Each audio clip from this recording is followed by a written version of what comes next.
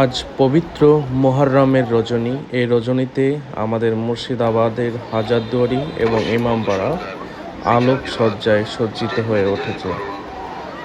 ইমামবাড়া শব্দের আক্ষরিক অর্থ ইমাম দিগের বাসভবন।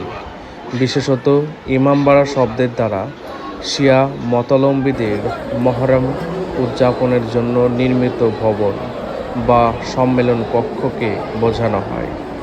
মুসলিম পঞ্জিকার প্রথম মাস মহররম। শিয়া মুসলিমদের কাছে মহররম মাস অতীব গুরুত্বপূর্ণ। হযরত ইমাম হোসেনের মৃত্যুবার্ষিকী উপলক্ষে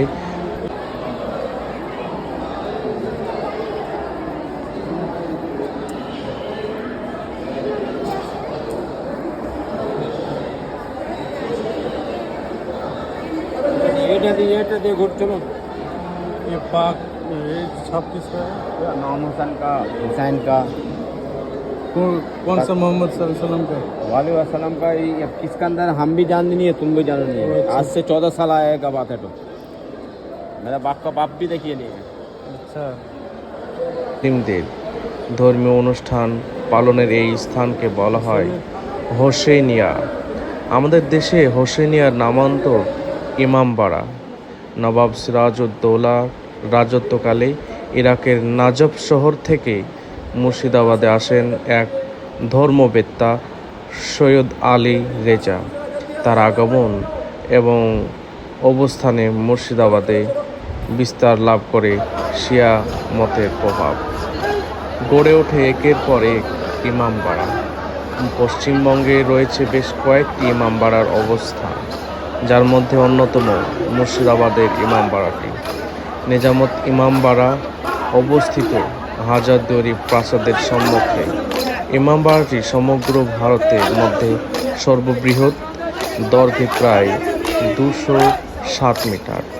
প্রাথমিক পর্যায়ে নবাব সিরাজউদ্দৌলা পতন করেছিলেন কাঠ নির্মিত ইমামবাড়া। 1846 সালে এক ভয়াবহ অগ্নিকাণ্ডে সম্পূর্ণরূপে ভস্মীভূত হয়ে সেটি। পরের বছর 1847 সালে হুমায়ুন যার পুত্র, যিনি আমাদের হাজারদুয়ারি তৈরি করেছেন, তার পুত্র নবাব নাজিম মনসুর আলী ফেরাদুন যা প্রায় 7 লক্ষ রুপি ব্যয় পুনর্নির্মাণ করেন দ্বিতল বর্তমান ইমামবাড়াটি। এই ইমামবাড়াটি 3 ভাগে বিভক্ত। নবনির্মিত ইমামবাড়া পূর্ব ভাগের নহবতখানা, পশ্চিম ভাগের 2টি তলা জুড়ে মসজিদ বা প্রার্থনাঘর এবং মধ্যভাগে অবস্থিত মদিনা মসজিদ ও দালান। শ্বেত পাথরে মোড়া ও বিশাল আকার থাম বিশিষ্ট নিজামত ইমামবাড়া ভারতীয় পুরাতত্ত্ব সর্বেক্ষণের তালিকাভুক্ত ঐতিহাসিক ভবন। সারা বছর বন্ধ থাকলেও প্রতি মহরম মাসের 1 থেকে 10 তারিখ পর্যন্ত ইমামবাড়াটি খুলে দেওয়া হয় আগত দর্শনার্থীদের জন্য। সে সময় মেলা বসে ইমামবাড়া চত্বরে। দূর দূরান্তের বহু মুসলিম শিয়া সম্প্রদায় এবং হিন্দু মুসলিম নির্বিশেষে সাধারণ মানুষ দেখতে আসেন মহরম পর্ব। মহরম মাসের শেষ দিন সকালবেলা ইমামবাড়া থেকে বের হয় একটি শোভাযাত্রা।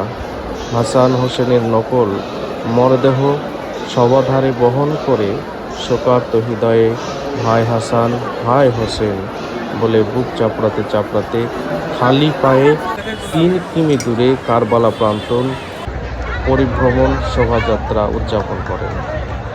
এছাড়াও তিনারা আগুনের ওপর হেঁটে হেঁটে তারা আগুন মাতম করে থাকেন। এই যে দেখতে পাচ্ছেন, এইটা আগুন মাতম।